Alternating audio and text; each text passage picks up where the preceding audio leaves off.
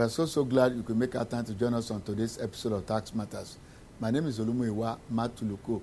How's your week been and how is business going? A journey of 1,000 miles, they say, begins with the first step.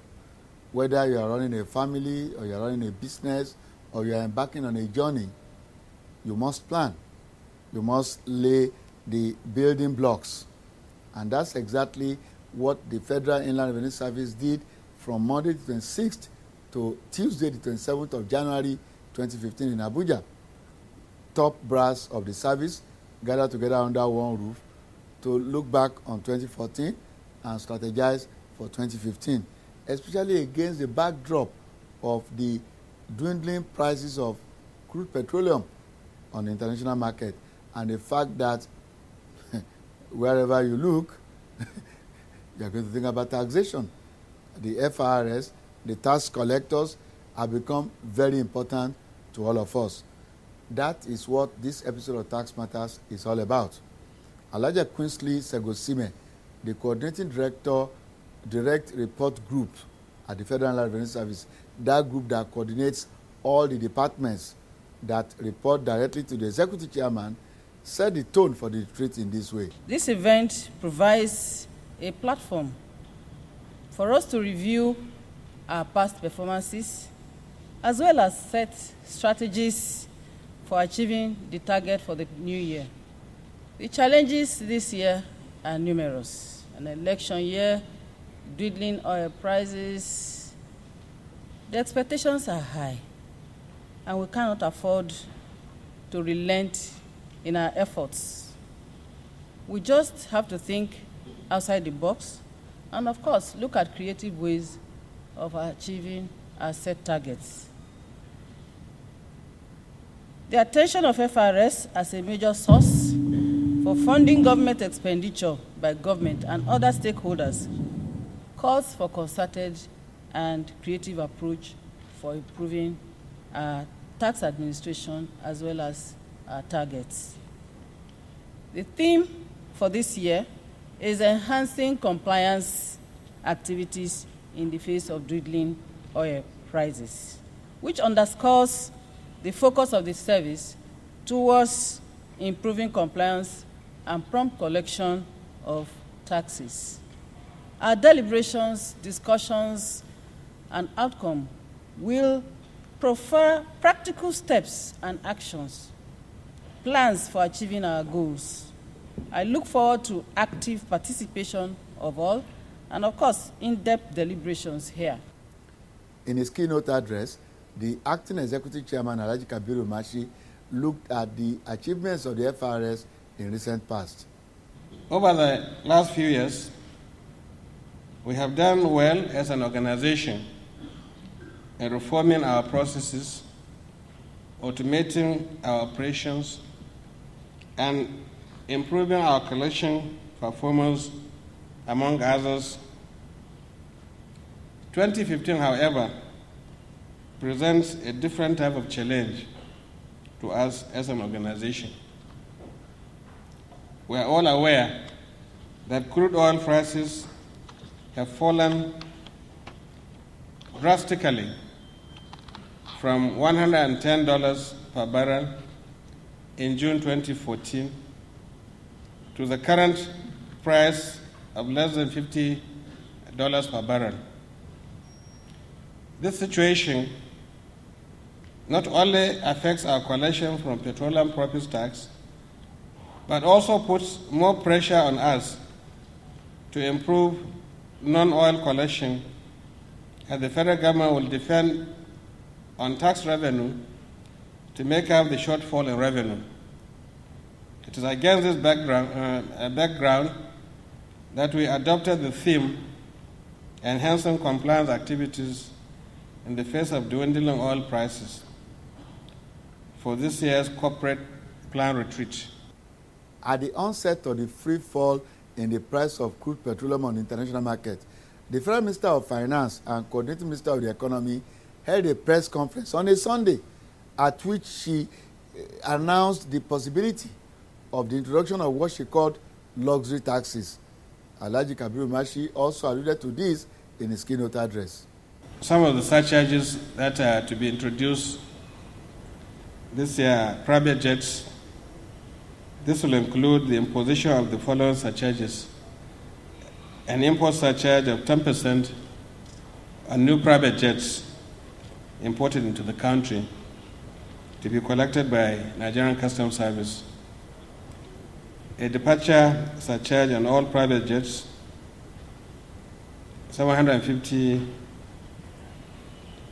for locally registered private jets, and $1,250 for foreign registered private jets to be collected by FIRS, an annual surcharge on private jets in two thresholds, those valued at $6.3 billion and above will pay 18 and so on. Then the Federal Capital Territory Mansion Tax, then foreign travel surcharge, a proposal to introduce 3% surcharge on all foreign air travel, first and business class tickets, introduction of communication surcharge, then restricting of existing grants of pioneer status to all companies. We noticed that some oil companies were given pioneer status 5 years ago, but through discussions and so on, I say it's going to be restricted to 3 years and no more. So these are some of the things coming up. We are discussing. We have not finalized. When it is finalized, it will be communicated. Every day, my people dey for work. Some dey do office work. Some get them own business. So all of them want good road, constant power for better life. Whether now office work, oh yeah, pay your tax. Whether now your own business, oh pay your tax. If you want a better life, oh pay your tax. Now your civic responsibility, pay your tax. Better soup, now money cook am. Oh yes. Nothing goes for nothing, my brother. If you want potable water, security and hospital for make life jolly. That's right. Good roads, good hospitals, portable water, adequate security all come from taxpayers' money. Play your part in making Nigeria great. Everybody, small scale, big companies, entrepreneurs, do the right thing. Pay your tax. This message is from the Federal Inland Revenue Service, FIRS. Welcome back. The man on whose shoulder the task of organizing the corporate retreat rests took his turn in guiding the discussions in this way. This corporate plan will guide the operations and activities of the service in 2015. It will be the basis for performance tracking and assessment. The 2015 corporate plan is based on 3 objectives. The first objective is about sustaining increases in revenue to finance government programs. The second aims at improving the level of compliance. The third focuses on improving efficiency and productivity in tax administration. These objectives are to be realized through 8 goals. I'll go to the area of the operating environment and outlook for 2015. The world economic growth is expected to be at 3.4% in 2015, up from the projected figure of 2.8% in 2014. Nigeria is projected to grow at 6.35% in 2015, which is slightly lower than the forecasted figure of 6.56% the previous year. For the major buyers of Nigeria's oil, like India, China, Japan, and Europe, their growth rate is projected to be at 6.4%, 7.1, 1.1, 1.5 respectively. However, their growth is likely to be sluggish, and this may impact negatively on the demand for Nigeria's oil. Price of crude oil is currently below the $65 per barrel budget benchmark. Some analysts even predict that the price could fall as low as $40 per barrel this year. The economic implications of the fall in oil prices include fall in foreign reserves, depreciation of naira, decline in foreign investments, rise in inflation and interest rates, and low profit margins. The security challenges in the Northeast still persist, and this has had a serious impact on business activities and the ability of our offices in that region to operate. However, the efforts of the security agencies at tackling the security challenges in that region are steps in the right direction. In the meantime, the service does not foresee any remarkable improvement in the tax revenue collection from that region. Mr. Suberu also spoke on the upsurge in e-commerce and the need to tax operators in that sector. The service has observed an upsurge in the number of purely e-commerce businesses operating in Nigeria, such as Jumia, Kemu, Deal Day, and Konga, and those that are traditional brick and mortar businesses, but who also sell their products online. In addition, many Nigerians buy goods online through Amazon, Walmart, eBay, and other foreign online businesses. Therefore, there's a need for FIRS to study this trend and see how it can effectively tax these transactions.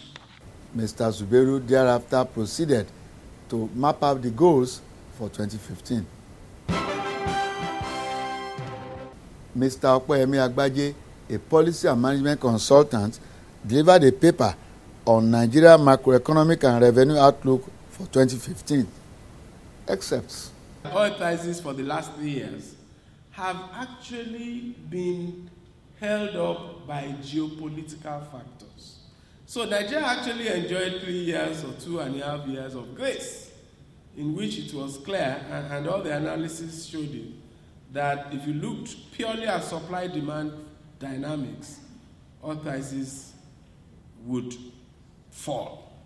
But because of all of those, Iraq, Libya, the turmoil, Arab Spring, all of those turmoil across the world, Libya took out 2 million barrels because of their instability, Iraq, Syria, all of that. So those were the factors that actually postponed the day of reckoning in terms of oil prices. So let's come to Nigeria. As I've said, we had 5 levels in which we were vulnerable to oil prices.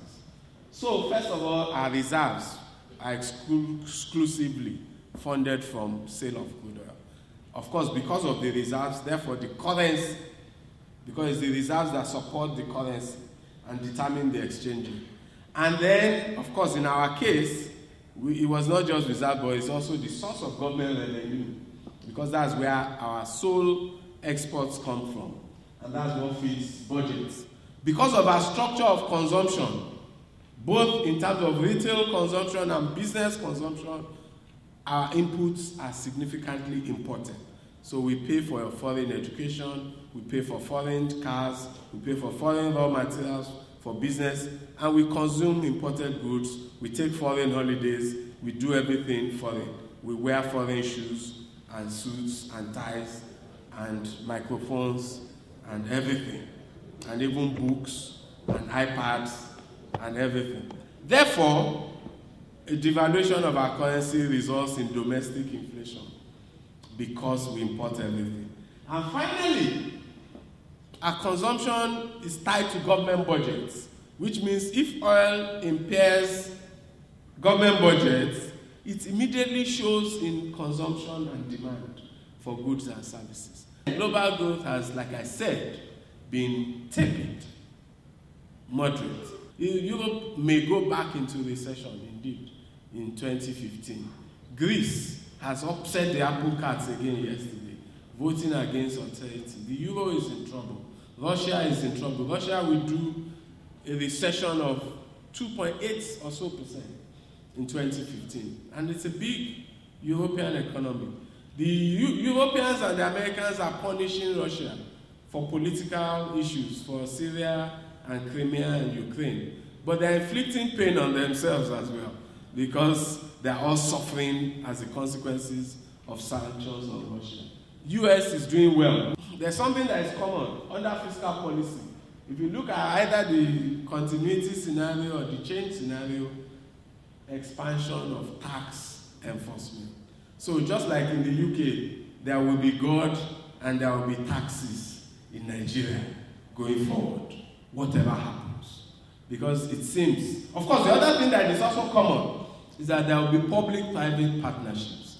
There are only two mechanisms immediately that government can adopt to fund the huge gap that will emerge in budgets and revenues.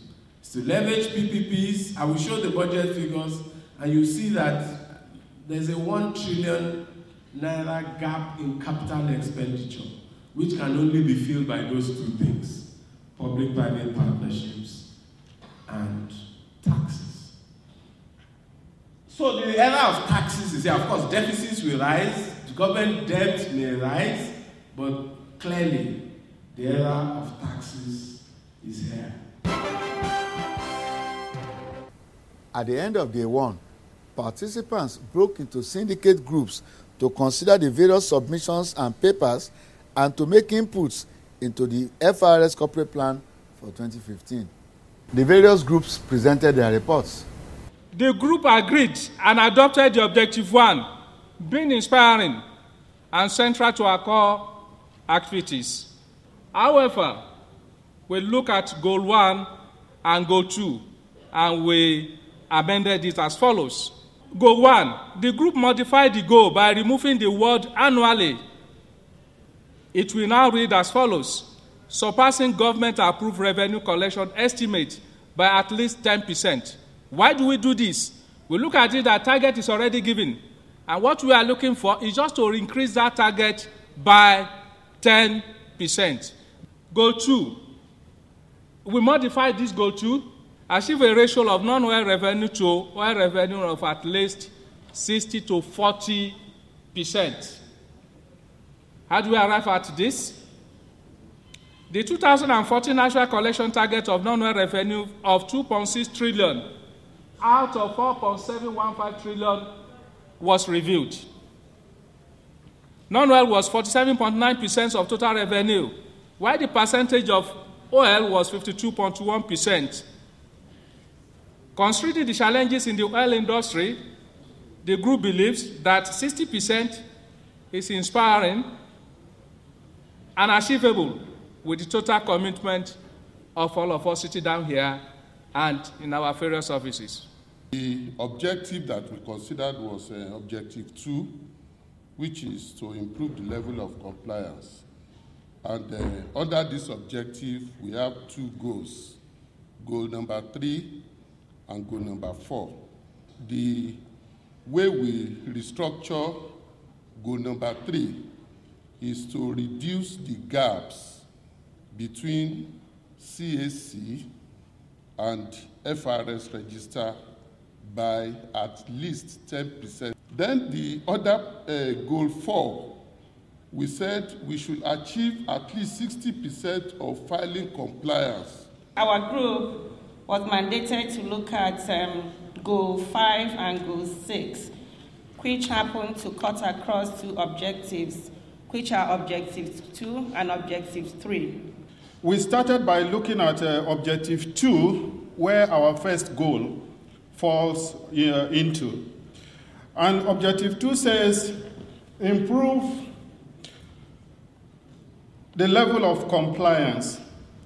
The group felt that this is not conveying enough information, and most likely that is the reason why the compliance, as you know, the goals that are given here are all revolving around registration, compliance, and collection. So the group decided to amend that objective to read, to increase the level of compliance in all tax administration processes.